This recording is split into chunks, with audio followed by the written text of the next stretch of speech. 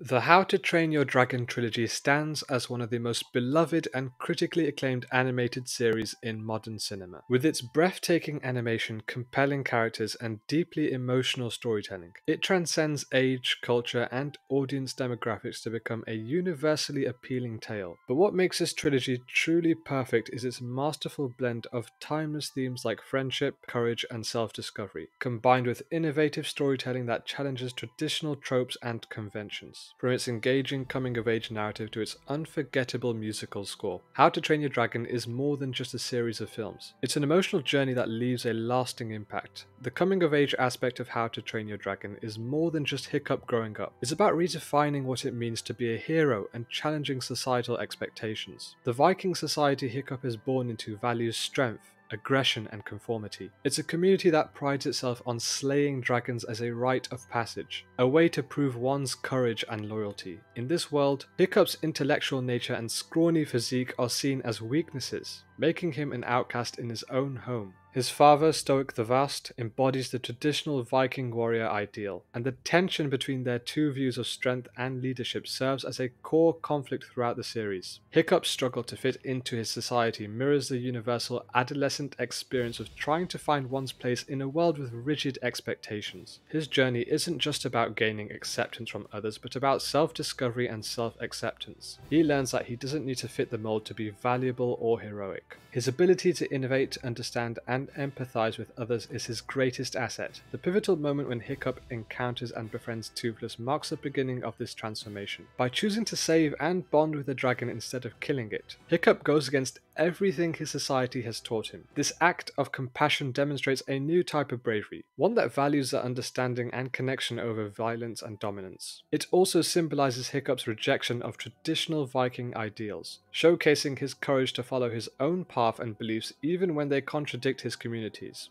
This relationship with Toothless is the heart of Hiccup's coming-of-age journey. The dragon, like Hiccup, is misunderstood and feared, and their bond represents the power of empathy to bridge gaps between the self and the other. Hiccup doesn't just tame a dragon, he learns to see the world from a different perspective. Together they discover that the strength of one's character is not defined by physical dominance but by the ability to create and nurture bonds. As Hiccup grows from a boy into a leader over the course of the trilogy, his evolution serves as a reminder that being different is not a weakness, it's a strength. His character shows that leadership doesn't come from physical might or adherence to tradition, but from the willingness to challenge norms, adapt, and think creatively. This message is particularly empowering for boys who might feel the pressure to conform to conventional ideas of masculinity, as it suggests that intelligence, creativity, and empathy are just as heroic, if not more so than physical strength. Hiccup's relationship with his father, Stoic, adds another layer to his coming-of-age journey. Stoic initially struggles to accept his son's different approach, as he embodies the traditional Viking values that Hiccup ultimately rejects. However, as Hiccup grows and proves that his way of thinking is not only valid but essential for their society's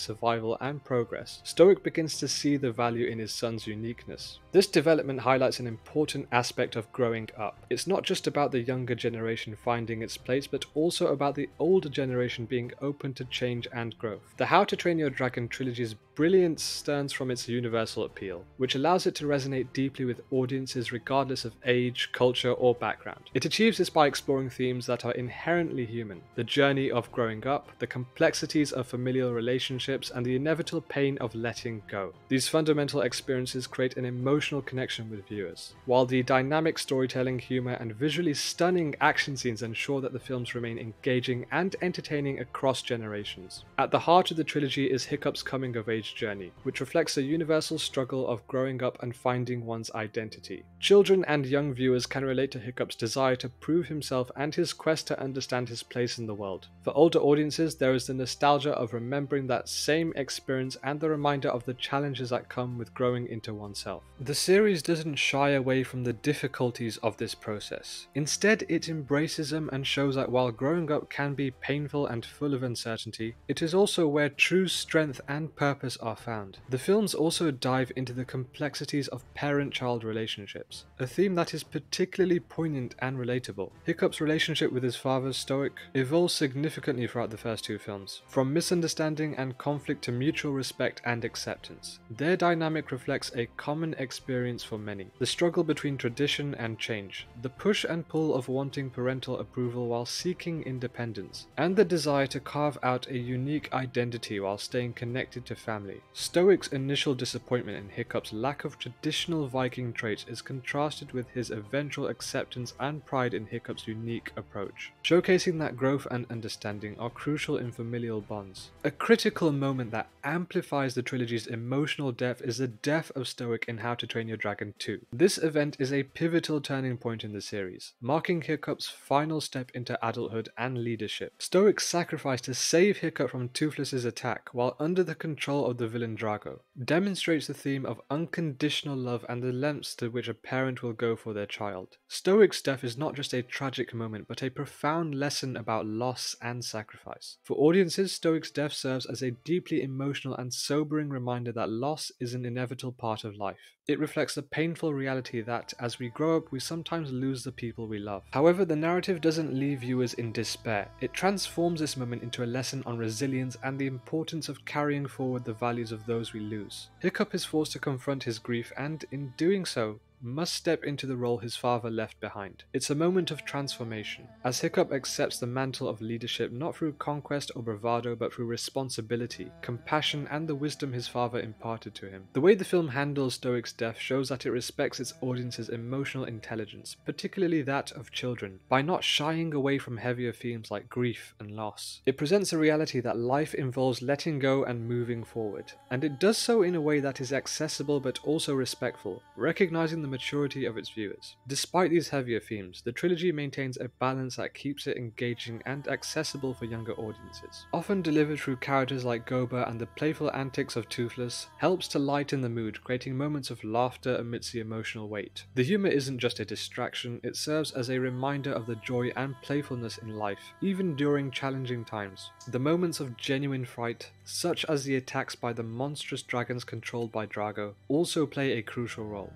These scenes add stakes to the narrative, ensuring that the threats Hiccup and his friends face feel real and immediate. They remind audiences that the journey of growing up isn't just about personal struggles, it's also about confronting external challenges and fears. The film series strikes a delicate balance. It offers a sense of thrill and excitement that appeals to kids while ensuring that the emotional stakes are high enough to keep older viewers invested. The dragons in the trilogy aren't merely fantastical creatures, they are symbolic of the unknown, change, and misunderstood beauty. Throughout history and mythology, dragons have often represented things that are feared, mysterious, or magical. The trilogy uses this mythology to challenge viewers' perceptions. At first, dragons are seen as enemies to be feared and fought. However, through Hiccup's eyes, the audience begins to understand that dragons, much like people, can be misunderstood and misjudged based on appearance alone. This message of not judging by appearances is central to Hiccup's bond with Toothless, and extends throughout the films as Hiccup builds a society where humans and dragons coexist peacefully.